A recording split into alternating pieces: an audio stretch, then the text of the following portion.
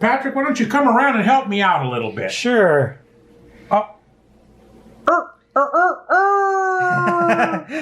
Yeah, the famous rooster trademark from Steiner. So it's pretty. It's coming out really nice. Right now I'm doing one of Pat's favorite materials here, Evapor Rust. I got the little smaller set from France, and then I've got the one that was gifted to us, which is the larger set up here.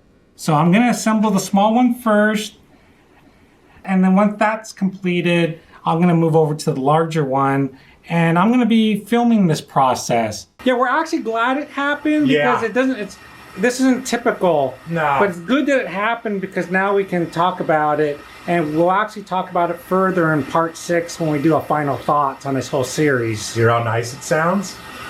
Can you hear it?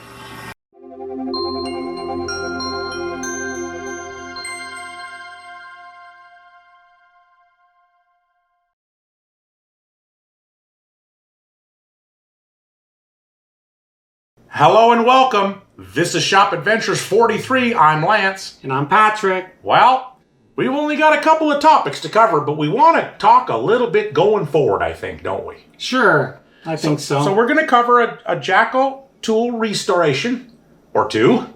True, we did 2 of them. And we do some fun time lapsing, which we know is a big hit.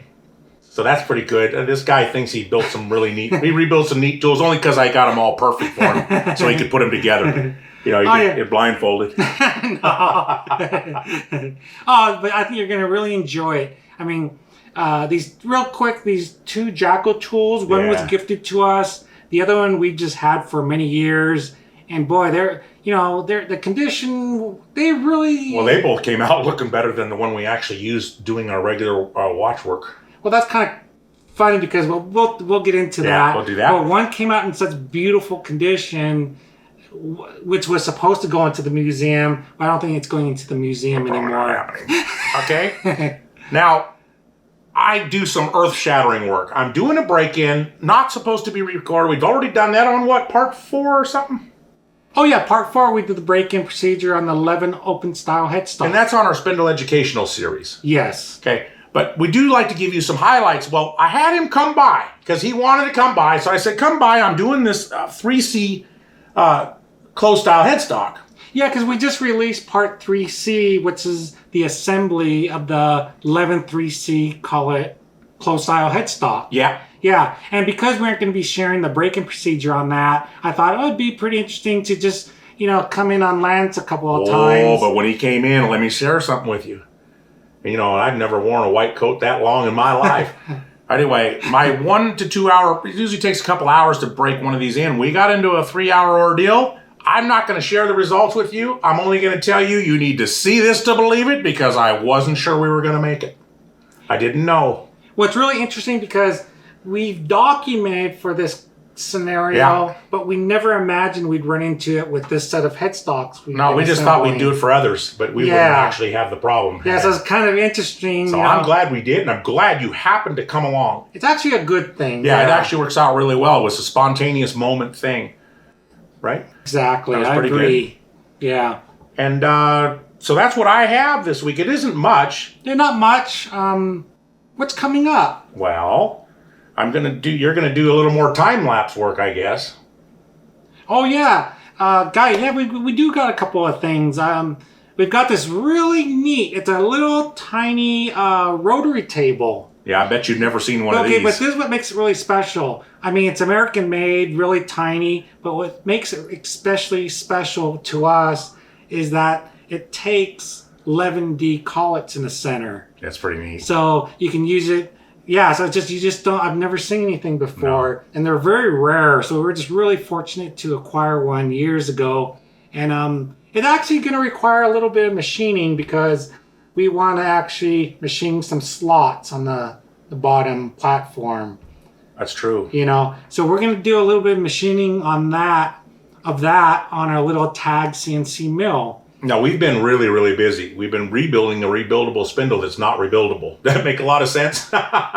Yeah, that's our last Levin headstock that we're going to be assembling for you guys. Yeah. And that's it's 3D. We call it, it's a D collet spindle, but they actually made it, that model that we refer to as the early model, and they made that with the D collet and the 3C collet. And it's an old design that uses old bearings or flange bearings that haven't been made for years. And and nobody has come up with a solution. But we finally show you how to rebuild this unbuildable headstock. So there goes when somebody tells you can't do something. Yeah, you can do it. Exactly. So we show you everything. We show you, the fixture. I believe, we show you a fixture you have to make to do the job. We give you the drawings on the modification needed for the bearing you're gonna have to modify. We go through all the details for you guys. Share the drawings, and that's gonna be part 3D. Yeah. And that should be released within a couple of weeks from now. Because the secret today is we're going to wrap up all this machine tool and machinery rebuilding here. Because that's not what we are. We're only doing it because we have to, and we're the best to do the job, actually. Right. And at the most cost-efficient way, of course, doing the labor ourselves. Oh, man, we have the skills. That's just real quick, since you're mentioning that, we're trying to wrap up some things. Yeah. Part of the Spindle Rebuild series, we're also going to release part 5 by the end of the year. So probably within about 3-4 weeks from now. Yeah, we're trying to get this all wrapped up by the end of the year. And part 5 is where we regrind the collet seat on one of the headstock spindles. And we aren't sure. We aren't confident yet. We think it's going to be the 3C close style headstock. But we won't be sure until we start that. But we want to get that little finite change out of there, even though it's well within specification. Yeah. It's just a comfort spot we don't like to see in collet seats. Yeah. Collet seats get worn, and the tolerances were beautiful. We did a baseline reading, as you'll see, and just beautiful. But we just don't like the wear on the collet seats. So. And if we're in here, we might as well do it, and we'll give us a chance to make a nice video for you. Exactly. We like that a lot. Well, that's what I have. I think that's everything. The only thing I want to get into, though, is where we're going. The new year's coming. It's coming fast. 2020 is a neat-sounding year. I love it. We're not a machine rebuilding company. We are a manufacturer of products. We're parts makers. Yeah. And that's where we're going to take these machinery. You've endured us going through, and we'll still be doing some of that, but sideline work. We're mostly in highlights in our videos and so forth. Our shows, mainly the shop adventure shows. That's right. And we will now begin starting our product the first of the new year. So we will start with drawings, and we're going to take you from the design idea, which we've drawn over the years, all the way through. Every little step right down to packaging it, and it's going to be done by just the two of us. It's going to be done right here in this rural little desert town. And while we're thanking people today, and I'm thankful for each and every viewer we have, it's just wonderful to have interaction like we've had even with the Jacot tool. People wanted to know how it runs. I said, well, then let's do a video on it, and we'll talk things over, and when it makes sense and we can get it in, we'll do it. But we got the nicest card, and I want to share it, if that's okay. From Hardinge. We love Hardinge. Let's not kid ourselves. This is a picture of everybody there. We love Hardinge a lot. They're really good people. I had written them, told them how nice they all looked, and they wrote back really a nice note to me. I'll keep private. I just wanted to thank them and let you know that the machinery world's a great place. I've grown up in it all my life, and Patrick as well. So we're very thankful to be a part of a good, positive growth industry, and we just need a lot of youth to get involved into it so we can build a great future together. But I just want to bring that up. That's all I have. So let's get out and let's see what kind of work we did this week, shall we? Sounds great. Right, thank you. Great, thanks. Bye. Well, in front of me here, I have not one, not two, but 3 Jacot Watchmaker tools. And Patrick, why don't you come around and help me out a little bit? Sure. The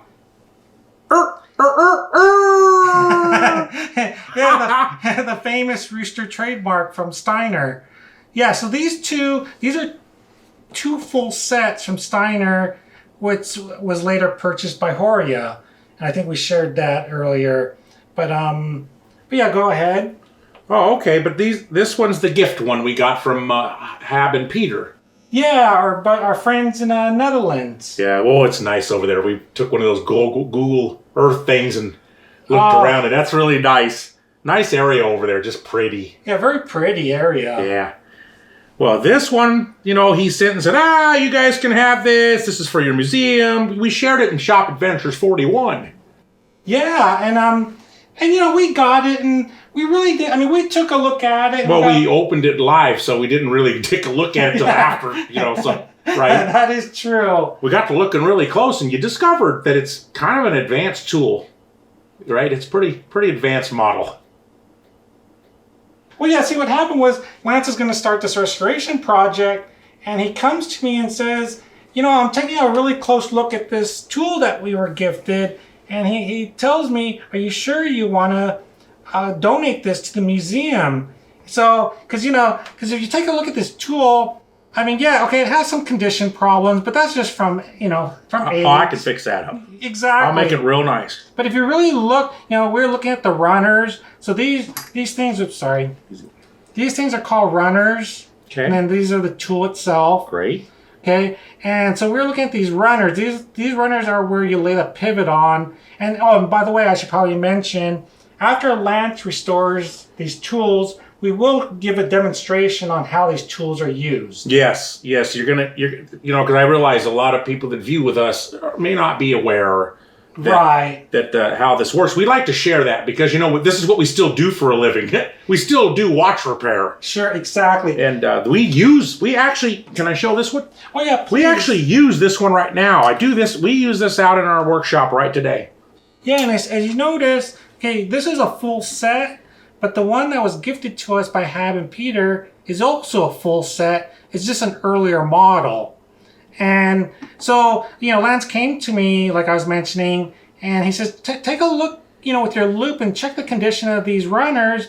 And boy, some of these runners are in better condition than the tool we use. They are, as our main tool. Yeah, as our daily use. This would be like your daily user tool in your toolbox. Exactly. This is just in our tool. This is what we use in our toolbox. That's right. Yeah. So we're like, oh, what are we going to do? Well, we dug around and I found this one for Lance to do. And we decided we're going to actually donate this one to the museum.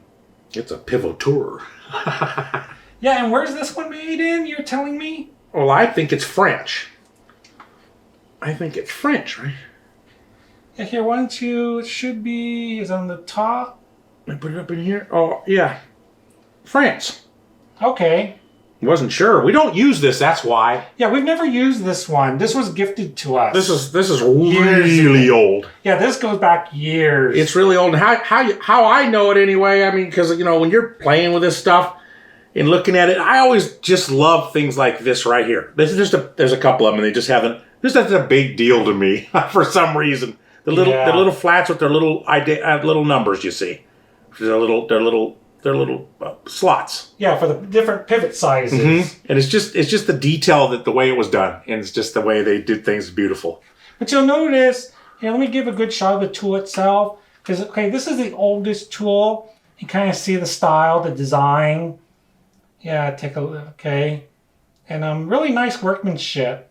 And then and this is the second oldest one. Okay, remember this is the one made in France. So let's turn them the way they sit. Yeah. Okay, now these two here by Steiner were made in Switzerland. Okay, and this is the older model right here. If you kind of compare it. Mm-hmm. Then this is the latest model. It's kind of interesting. See how the older tools back in the day, they had a lot of style to them. Oh yeah. So look at that. Both tools. Your finger area is so. Yeah. So nice. You see when you come over here, you see how it doesn't have all that.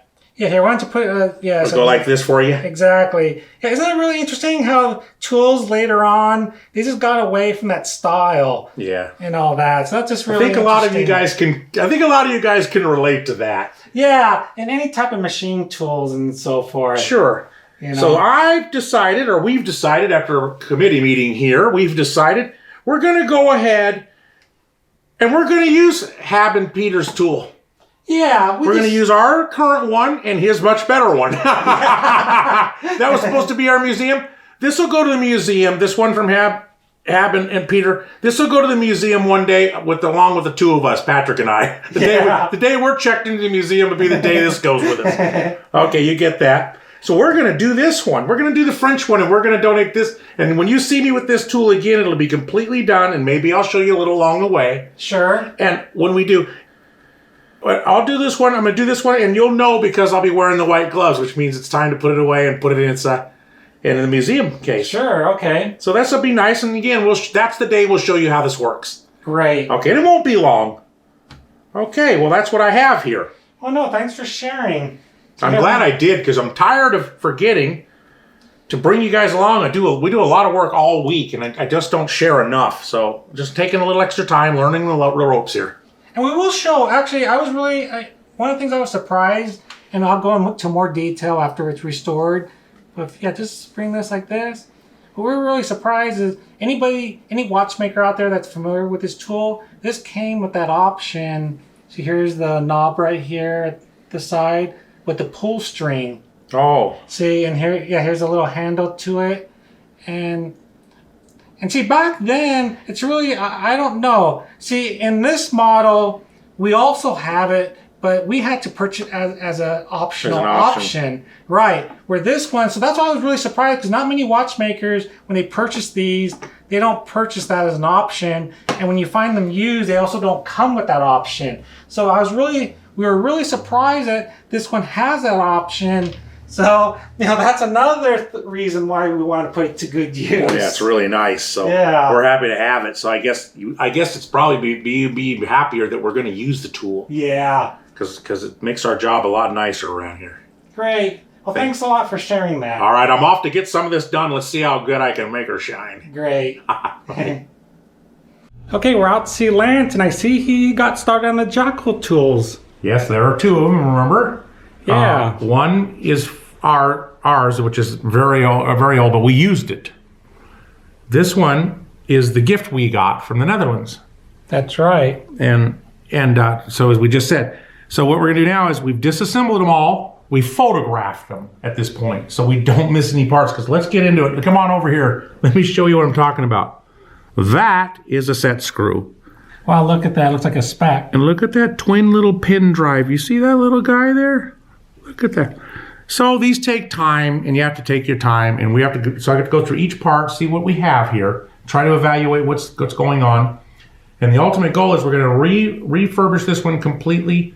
Next stage you're going to see is it's going to be all finished. All the finishing will be done on both of them. Okay. But I'm going to bring you back right there before we start assembly, and I'll describe if there are any issues that we discovered as we go through each part, and then we polish and clean each part and see what we have to rework or what have you. Okay. Sure. I just want to mention, look at the difference between, this was a small kit. Yeah. And this is luxury kit. Yeah, this is the full deluxe kit.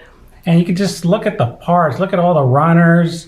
And we're actually really lucky on both of these tools. So far, you've seen no damage, right? No, nothing other than some cosmetic, which is typical. Yeah, cosmetic, sure, but we're really lucky. Of course, I'm going to put a little extra effort into this one because it's going off into the museum, and I'll be in the white glove treatment here. Sure. This one, we're going to continue to use it in our watch servicing.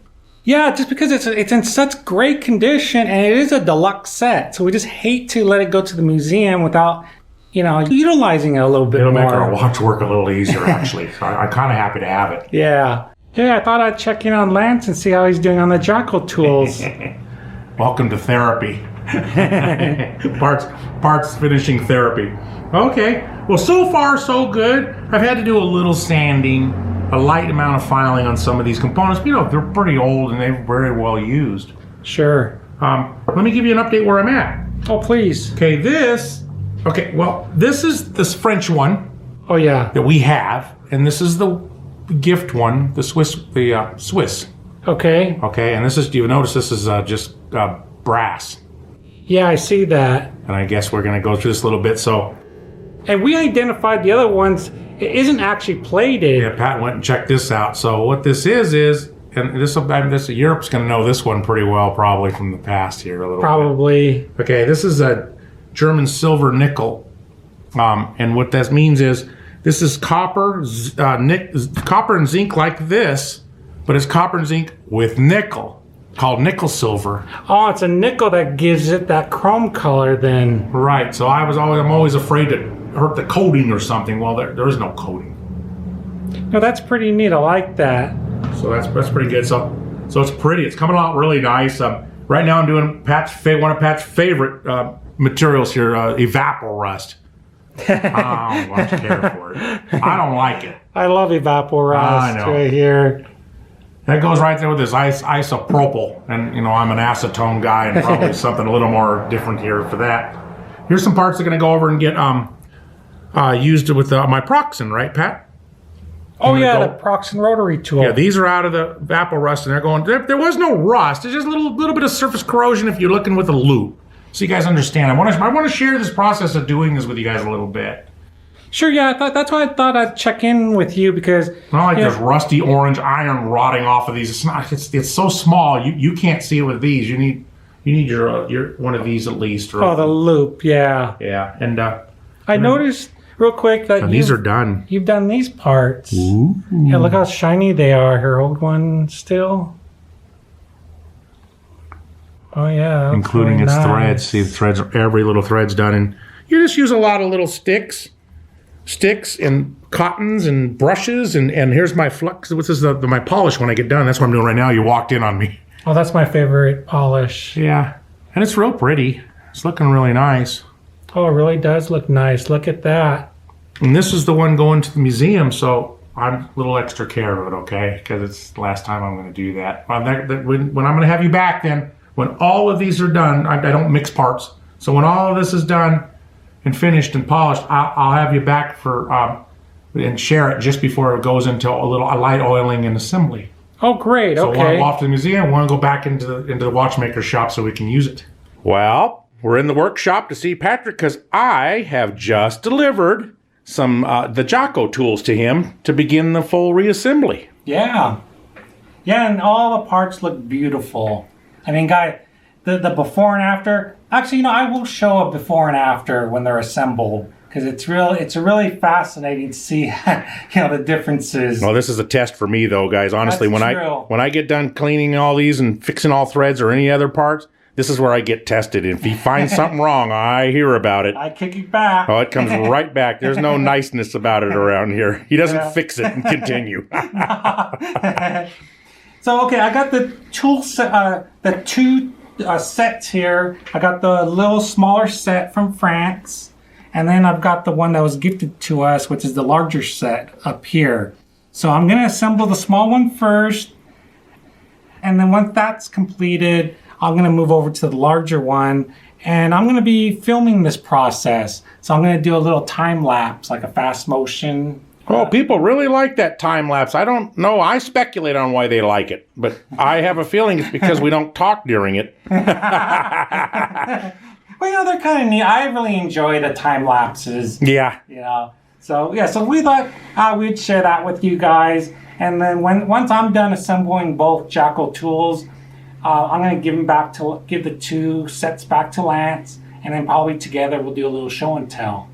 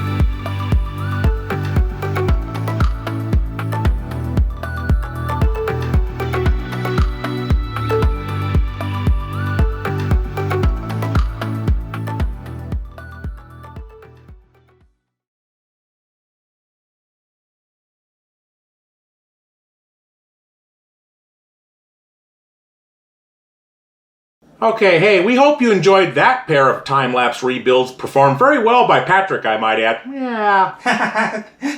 Nah, they were well. Why don't you come on over and let's take a look at what we got here. Great. Okay. This is... Look at those beautiful... Yeah, let me let you see them before I touch anything. Yeah, let me just sweep real quick. This is... Let me go slow. This is the one we've never used. It was basically it was somewhere we got it, and it's for the museum. That was its full intention ever. This one is the gifted one, which we're now going to be using. And this one is the one we use every day already that we didn't clean. We didn't do anything here. That's right. This is as is right out of the shop where we use it on a regular basis. So let me share with the first one here then, if I may. If I can get it out of here. There we go. This one, it had a little bit of a problem. We don't just polish and clean here. These had to be fully functioning to go into the museum. And this threaded shaft here had some issues, and we had to work on the threads quite a bit to make it work. It's now perfect, by the way. So it's because it goes in our working, just so everyone knows, this goes in our hands-on working museum, and we try to donate one tool or machine a month. So this is this month's one, and it has to be a fully functioning because it's a hands-on working museum. So you understand why it can't just look pretty. Right. Just because it's not going to be used anymore doesn't mean that it can go back or go into the museum non-functional. We want everything to be fully functional. Like they could be taken out of the case and be put to use if we wanted to. Yeah, that's the whole idea, is be able to take it and give a demonstration on it right there. Sure. Should work. This, the gifted one, has a neat function, and it came with an option. And I know, if you've ever used a Watchmaker's bow, this replaces it. Now, this is supposed to wrap around here once and then come down, but I'm just for showing you guys purposes. Sure, just for demonstration. And this, see this? It makes this little lathe go, it's a pivot polisher. Oh, yeah. You see? It's a Watchmaker's pivot polisher, and that's what it does. Right, Pat? Yeah, it's just a nice option to have. See, when we purchased the one we use regularly, see, it has the option too, but it's an option you have to purchase separately. It doesn't come with a Jacot tool. No. So when we were gifted this one, we were so surprised that it had it because typically users don't order it. It's really a pleasure. Yeah, it's just so much more convenient than using a bow, we feel. And it wasn't offered in these early years. This is so old, it didn't have it. Didn't offer it. Oh, that's true. There's no place for it. Yeah, there's no cavity on the inside to accommodate one, right? Yeah, and this one even has an additional backup spring that we don't even need to use because this tool, if you look at these shafts here. Oh, yeah. The runners, you call them? Yeah, let's see. Yeah, the runners. Let me see if I can get a good view because this is where we knew we were going to use this more often. Well, we are now. Yeah. It was going to the museum. It's going to get used for a while. Okay, I think I caught it. Okay, see how you could see the wear on this runner? Yeah, we use that. Okay, and to a certain level, all our runners have that wear. Yeah. It's just normal wear. It's still fully functional, great condition. We use it all the time. But if you look at this one, we see absolutely no wear. I mean, the condition of this, and see, as as we predicted earlier before we started the restoration process, we kind of had a feeling that this was going to come out. I'm going to show them something, if I may, that you showed me earlier. I wasn't even, and I didn't work on this one. No. We use this one regularly, but I worked on this one. This is an earlier version of this exact tool. That's all this is. Right, same manufacturer, Steiner. See the grooves, how they used to do the grooves. They really, a little more care like anything else, a little more effort, but this is really just a good sign. These are exactly the same tool, except one has the brass and one has some kind of steel. Yeah, look at that. I see that. See it? The brass right there. Yeah, brass here and steel here. And this is from the current, see, they now come in a wooden box, but they didn't used to. They used to come in this felt box. Yeah, isn't that really interesting? I kind of like the wood box better. I do, but I know we like this tool better. Yeah. So I like that demonstration. I wanted to just show it. And now we're not going to be showing how this tool works today. Right? We're not going to show you how this tool works today. Here's what we're going to do. We've decided, because of the amount of feedback we got, right, Patrick? Yeah. That we're going to go ahead and do a educational video series on it in the future. I think that's a smart thing to do.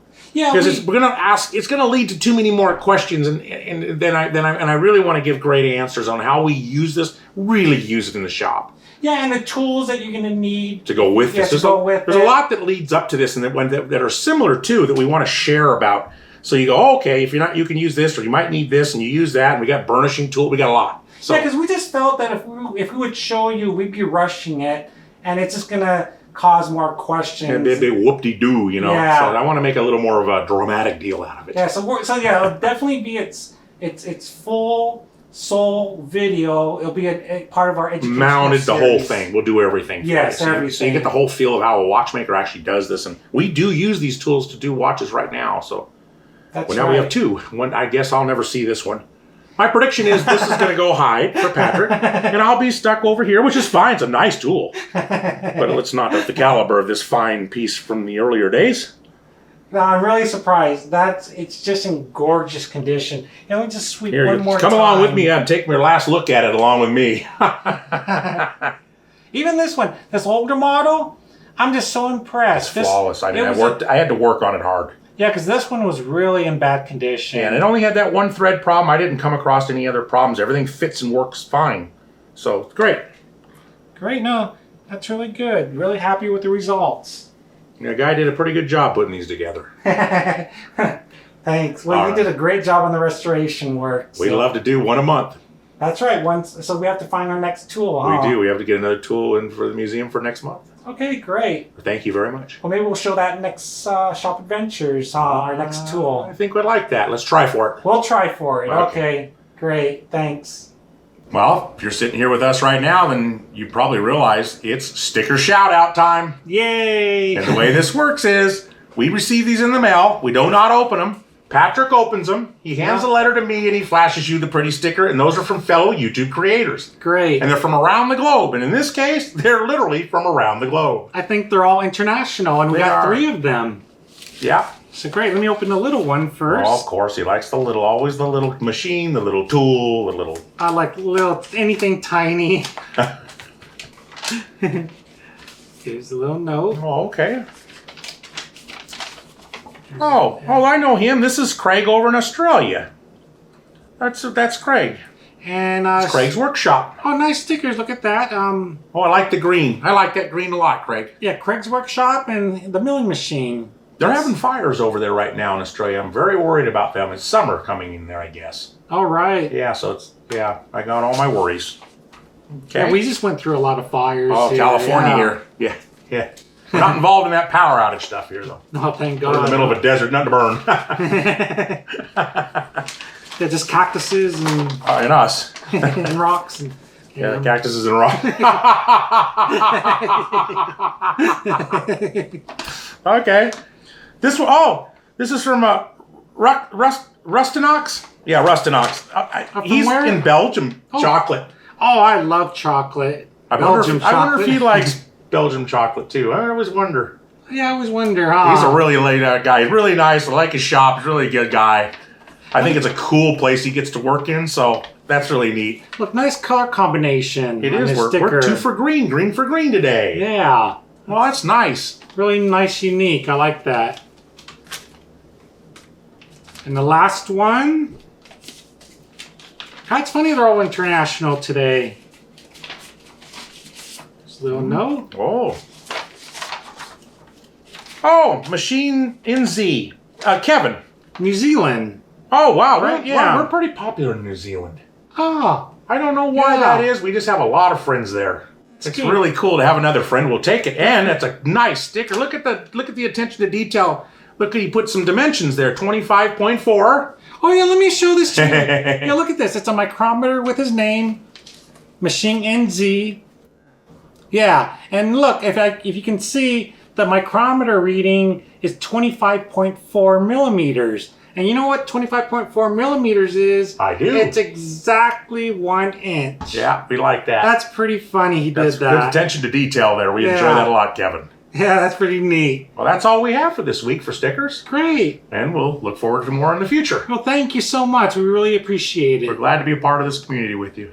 Okay, we're out in the workshop, and Lance is just about to start the break-in procedure on the Levin 3C Collet closed-style headstock. So I thought I'd chime in with him, before he gets started and see what he has to say. A little behind the scenes footage here. Wasn't intending to film this, but that's good because we've already covered this in part 4 if you ever want to know how to do a break-in of a spindle correctly. That's right, we did that on the open-style headstock. We did. It's a couple hour procedure and requires some tools. And we've gone over that in part 4. Yeah. But let's get excited about this one, though. Let me explain what's really neat about you stopping by to see me. Great. Shall we? Sure.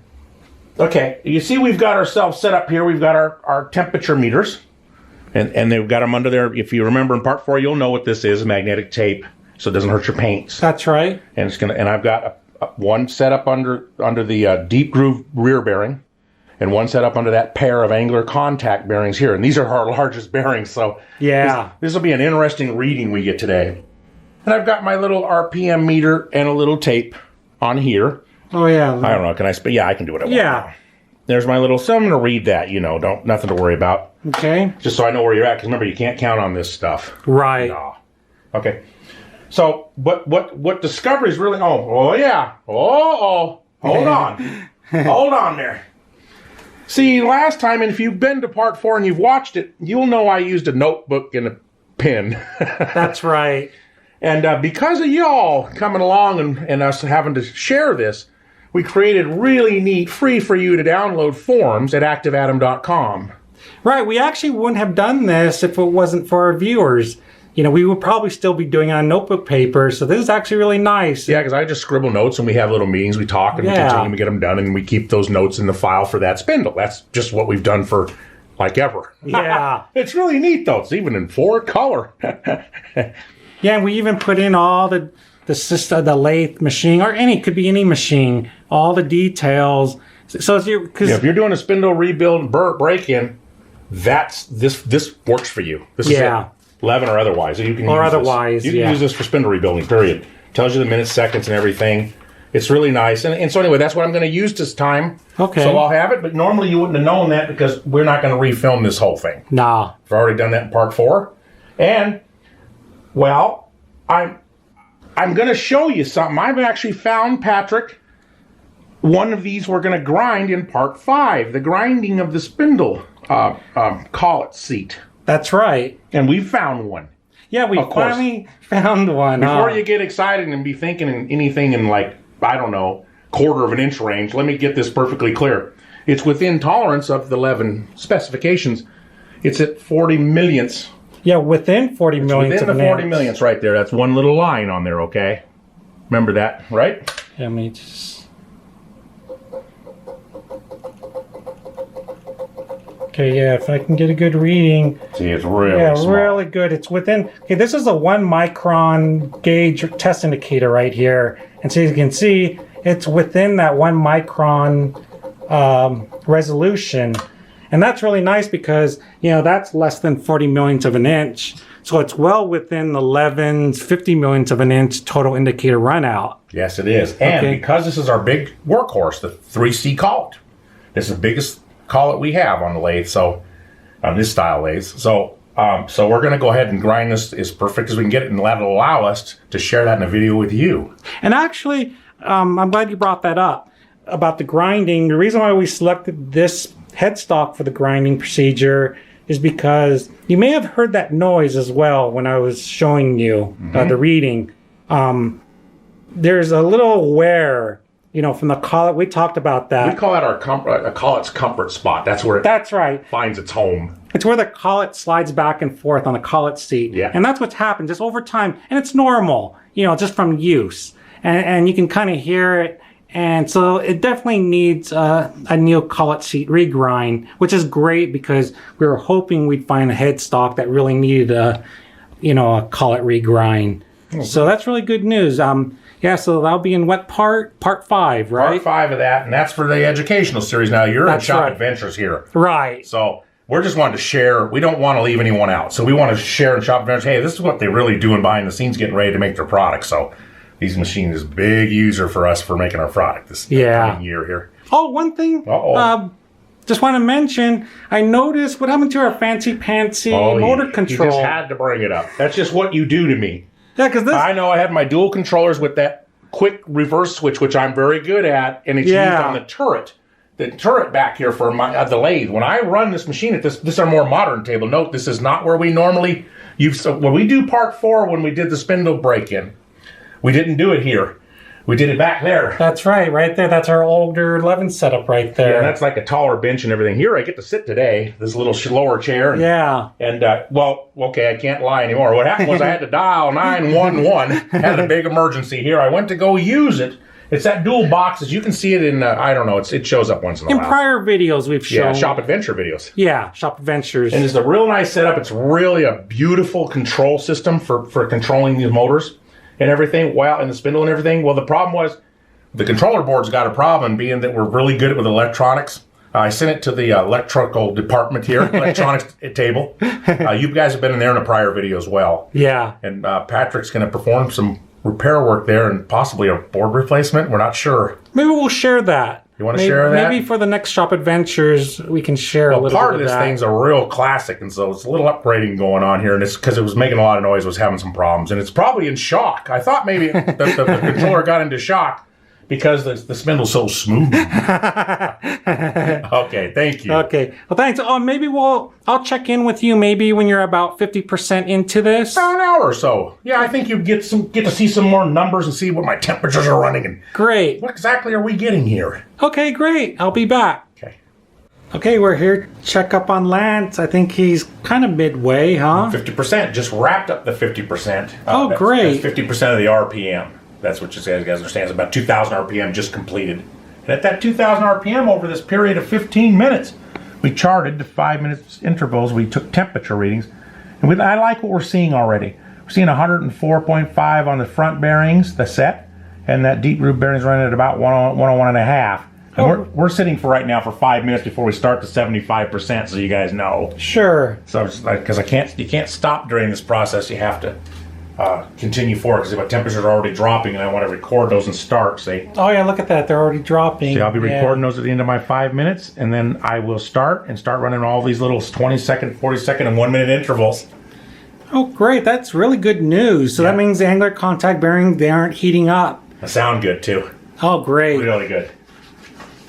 Good. Well, that's Great. nice. So you're going to start to 75%? Yeah, I'll start the high speed 75%. Then that's going to just wrap down and start the 100% high speed, and then that's the long run. The 100% long run's coming. And Oh, that's right. That's the one that's 1 hour. Yeah. That's the ultimate test. yeah. This is where we really get down to it. How hot do we get?